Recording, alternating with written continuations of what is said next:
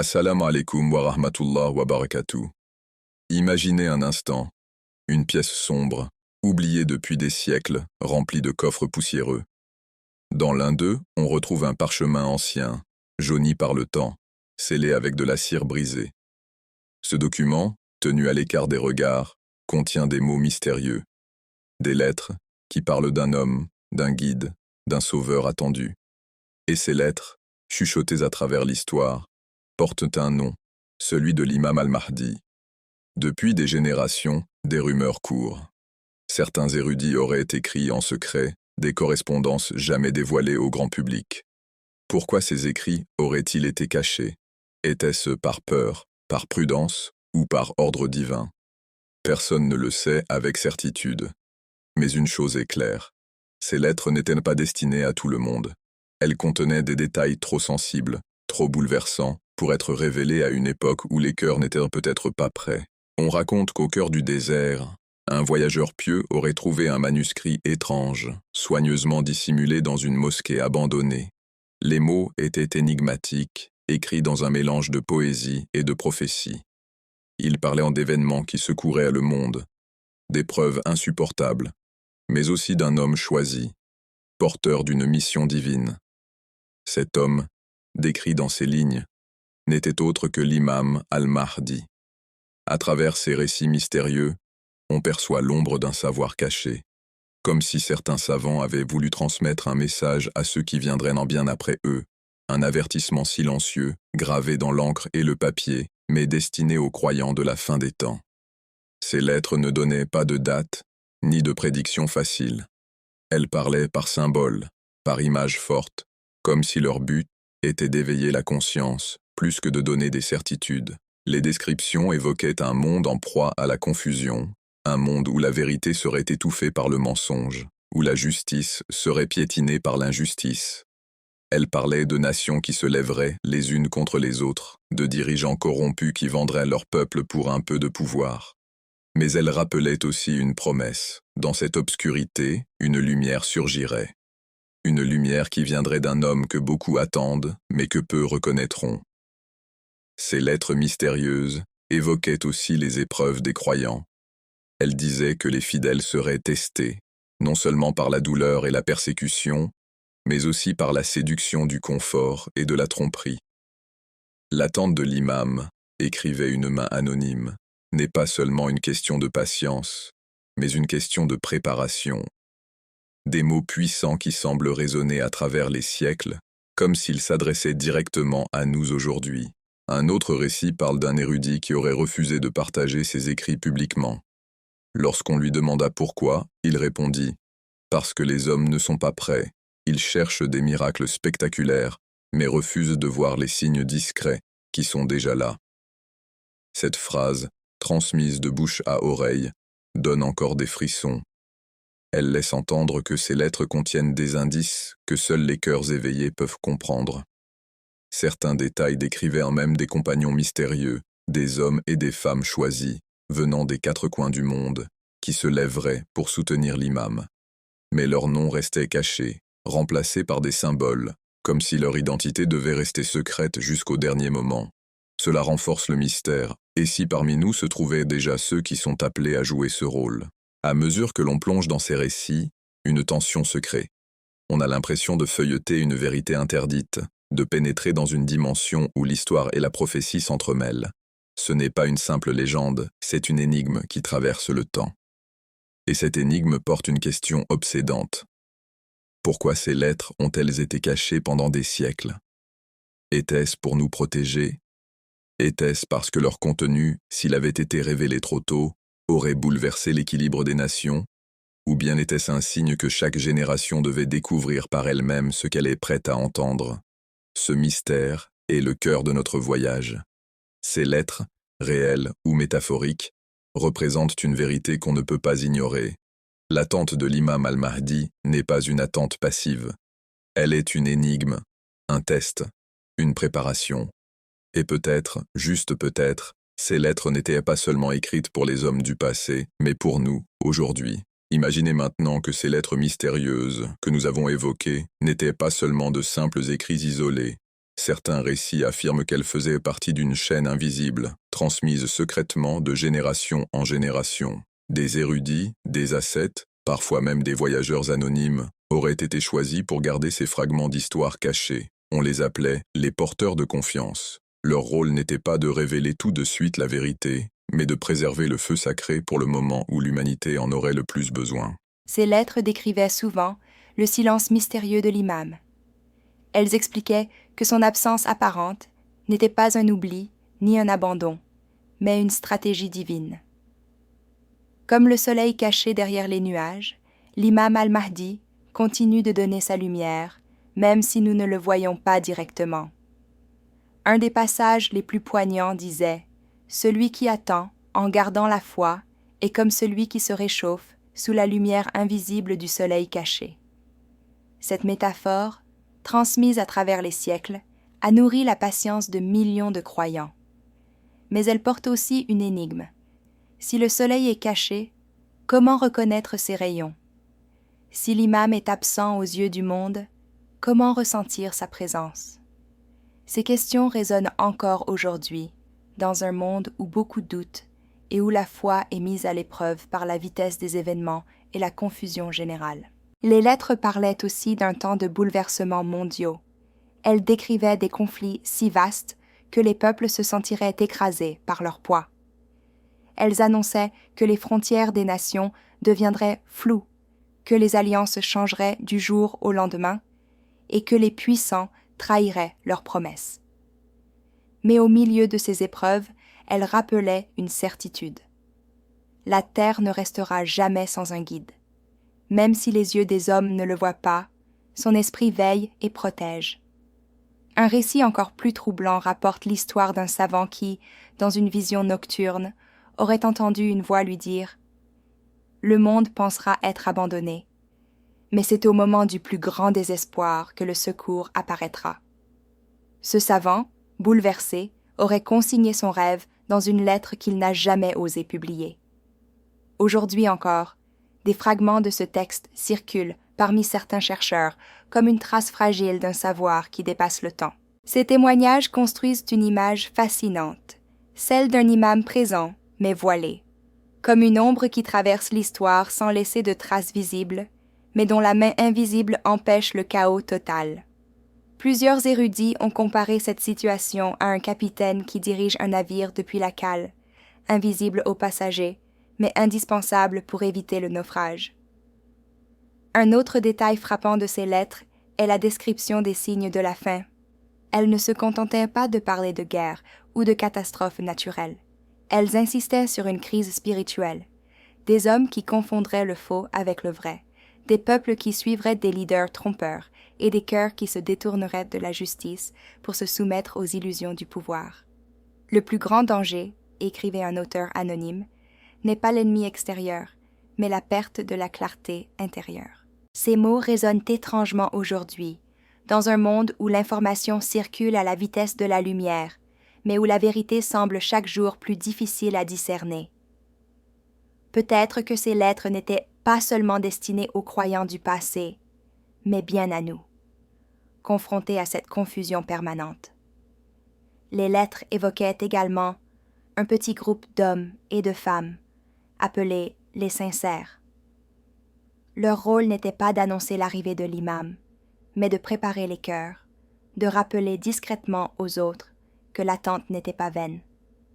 Certains récits racontent qu'ils vivaient comme des gens ordinaires, se mêlant à la société, mais qu'ils portaient en eux un secret invisible. Ils étaient les gardiens de l'espérance. Leur mission, ne jamais laisser cette flamme s'éteindre, même au milieu de la tempête. Un passage bouleversant décrit leur fidélité. Ils ne cherchent pas la gloire, ni la reconnaissance. Leur victoire est dans leur patience, et leur récompense dans la rencontre qu'ils attendent avec ferveur. On peut se demander, et si ces sincères existaient encore parmi nous aujourd'hui? Peut-être croisons-nous l'un d'eux sans le savoir, dans une mosquée, dans une rue, ou même dans notre propre famille. À travers ces récits, une vérité devient claire. L'attente de l'imam n'est pas une simple histoire de futur lointain. C'est une réalité quotidienne. Elle façonne la manière dont nous vivons, dont nous croyons, dont nous résistons aux épreuves. Chaque prière, chaque acte de justice, chaque geste de solidarité est une façon d'avancer vers lui, même si nous ne voyons pas encore son visage. Et alors, une question se pose avec plus de force que jamais. Ces lettres, transmises à travers l'histoire, n'étaient-elles pas un miroir destiné à nous préparer? Et si chaque signe, chaque avertissement, chaque métaphore n'était pas une simple légende, mais une invitation à nous interroger, serons-nous prêts lorsque le voile se lèvera? Au fil du temps, certaines histoires commencèrent à circuler à voix basse, presque comme des murmures interdits. Elles racontaient des rencontres mystérieuses avec des hommes que l'on appelait les messagers silencieux. Personne ne connaissait vraiment leur identité, ni d'où ils venaient. Mais tous ceux qui les croisaient rapportaient la même sensation, une paix profonde, comme si le simple fait d'entendre leurs paroles allégeait le poids de la vie. Un récit célèbre parle d'un vieil homme qui, perdu dans le désert, trouva refuge auprès d'un inconnu. Cet étranger lui offrit de l'eau, l'aida à retrouver son chemin, et avant de disparaître lui dit doucement « Ne doute pas, car l'attente est une épreuve, mais elle mène toujours à la lumière. » Ce vieil homme jura plus tard qu'il avait vu dans son regard une profondeur qui ne pouvait appartenir à aucun être ordinaire. Beaucoup se mirent alors à croire qu'à travers de telles rencontres discrètes, l'imam continuait à guider ses fidèles, sans jamais dévoiler totalement son identité. Ces récits troublants rappellent une vérité ancienne. L'occultation n'est pas une absence, mais une autre forme de présence. Comme un souffle invisible, il agit à travers les cœurs, les événements, et parfois même à travers des inconnus qui semblent surgir au moment le plus inattendu. Mais il existe aussi des témoignages plus sombres, qui parlent des épreuves à venir. Les anciens écrits insistaient sur le fait que, avant le grand retour, le monde serait plongé dans une confusion sans précédent. Des imposteurs se lèveraient, se proclamant guides ou sauveurs. Ils séduiraient les masses avec des promesses brillantes, des discours puissants, et parfois même avec des miracles trompeurs. Et nombreux seraient ceux qui, aveuglés par la peur ou l'avidité, les suivraient aveuglément. Un texte en particulier décrit avec précision ces imposteurs. Leurs paroles seront douces comme le miel, mais leur cœur sera empli de poison.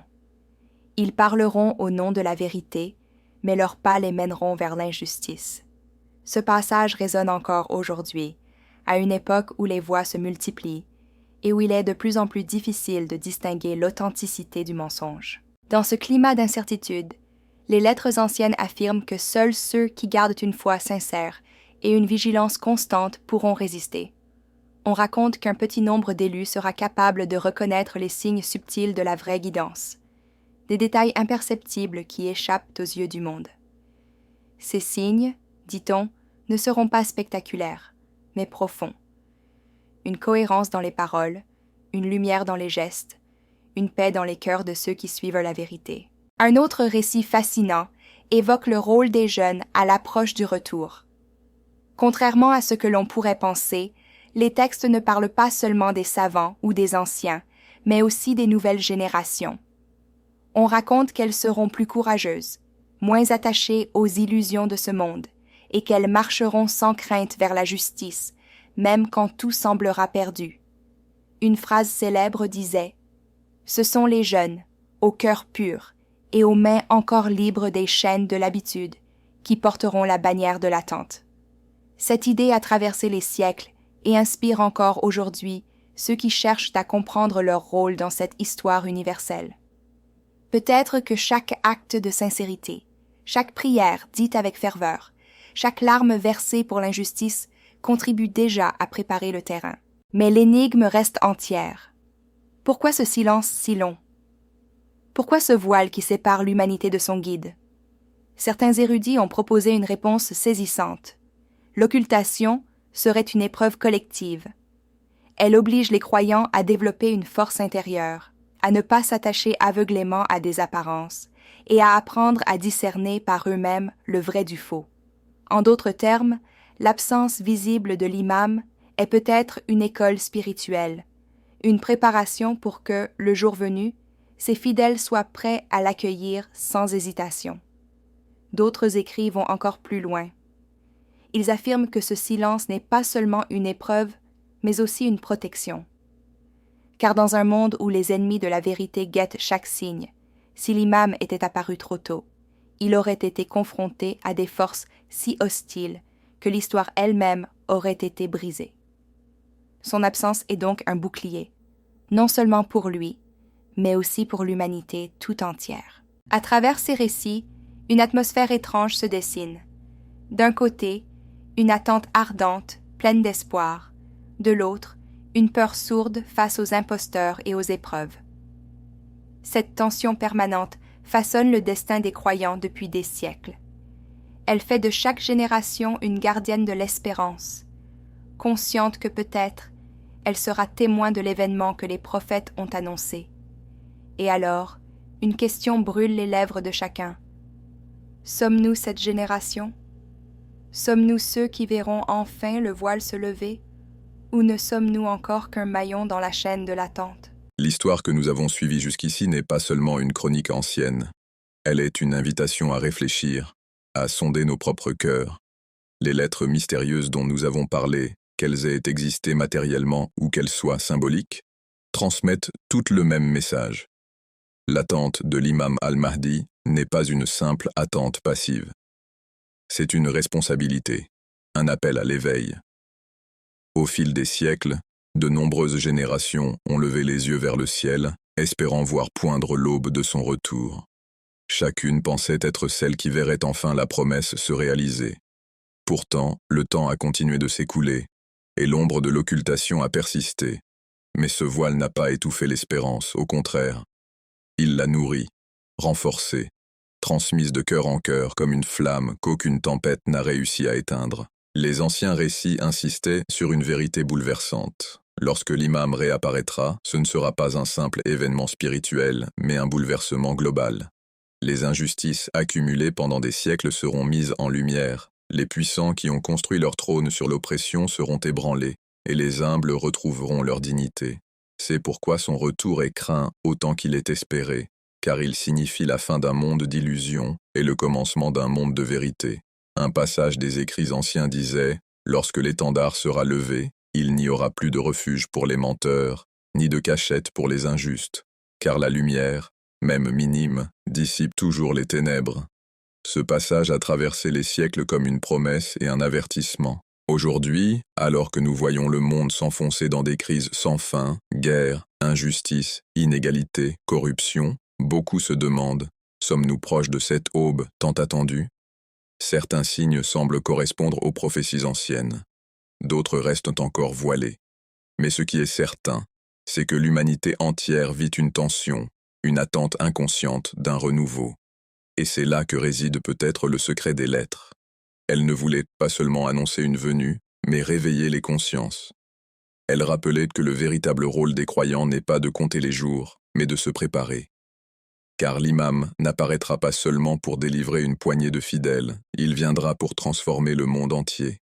Et ce monde, pour l'accueillir, doit être prêt. Alors, la question devient personnelle. Que faisons-nous, chacun d'entre nous, pour préparer ce moment?